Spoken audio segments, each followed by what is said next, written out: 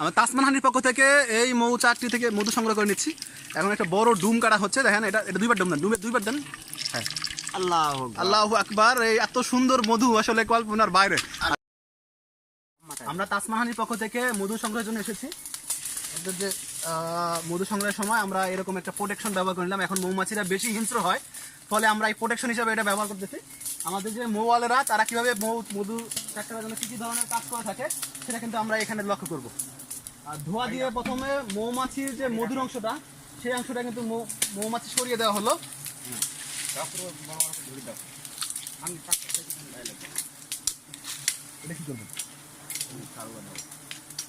আমাদের একজন মৌয়াল সে কিন্তু গাছে উঠে যাচ্ছে, এবং আমাদের এই যে মৌচাকটিতে এর আগে কোনোবারই কাটা হয় না, এবারই প্রথম কাটা হচ্ছে। এই মৌচাকটি বেশ ভালো মধু হয়েছে।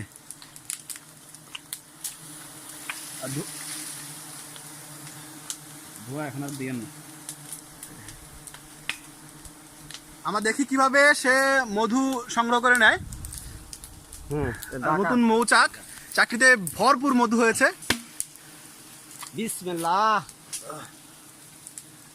আল্লাহু আকবার। আল্লাহু আকবার। মৌচাক কাটার সময় আল্লাহু আকবার সাউন্ড করা হয়।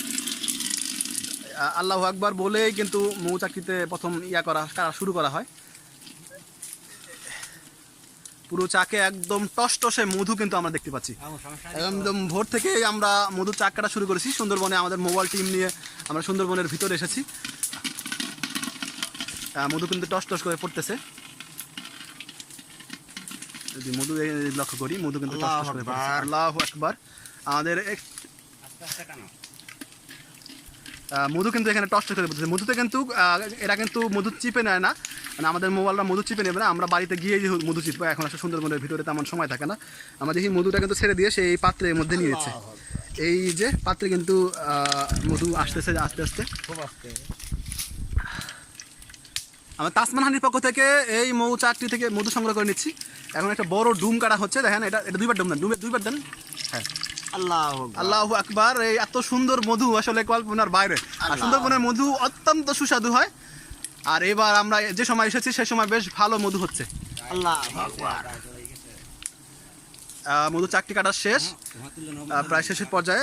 আমরা আর লাস্ট যে অংশটা রয়েছে সেই অংশটা কেটে নিব। এবং এই চাকরিতে দেখতে পাচ্ছি যে মৌমাছির বাচ্চার অংশ এসেছে, মধুর অংশটাই বেশি ছিল। চাকরিতে বেশ ভালো মধু হয়েছে। আমরা তাসমান হাটির পক্ষ থেকে এই মধুগুলো সংগ্রহ করতে এসেছি। আমরা একটা জিনিস বলে দিই, তাসমান হাটির মধুগুলো কীভাবে সংগ্রহ করতে হবে। আমরা নর্মালি ঢাকার মধ্যে হোম ডেলিভারি দেয়, ঢাকার বাইরে কুরিয়ার করে পাঠাই, এবং সুন্দরবনে এসে নিজেরাই কিন্তু মধু সংগ্রহ করে নিয়ে যাই। আমরা এই চাকরিতে 8 কেজি থেকে 9 কেজি মধু পেয়েছি। একদম এই যে মধু কিন্তু পাত্র ভরে গিয়েছে। আমাদের গাবলা কিন্তু যেটা পাতিল পাত্র রয়েছে, পাতিল কিন্তু ভরে গিয়েছে। আরেকটা জিনিস বলি, এই সুন্দরবনে আমরা এই পরিমাণ মধু পেয়েছি, এখানে 9 থেকে 10 কেজি মধু হবেই একদম নিশ্চিত।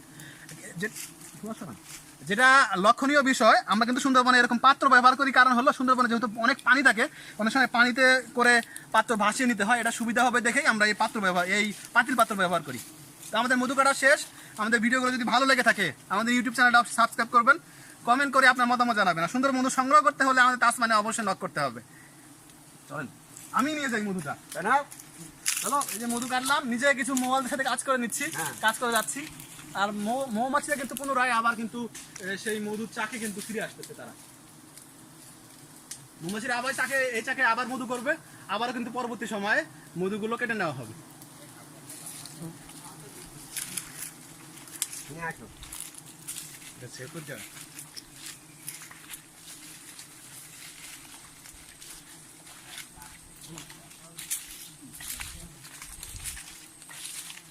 কাটে দেন, নেন, আমি হয়েছে ভালো। হ্যাঁ।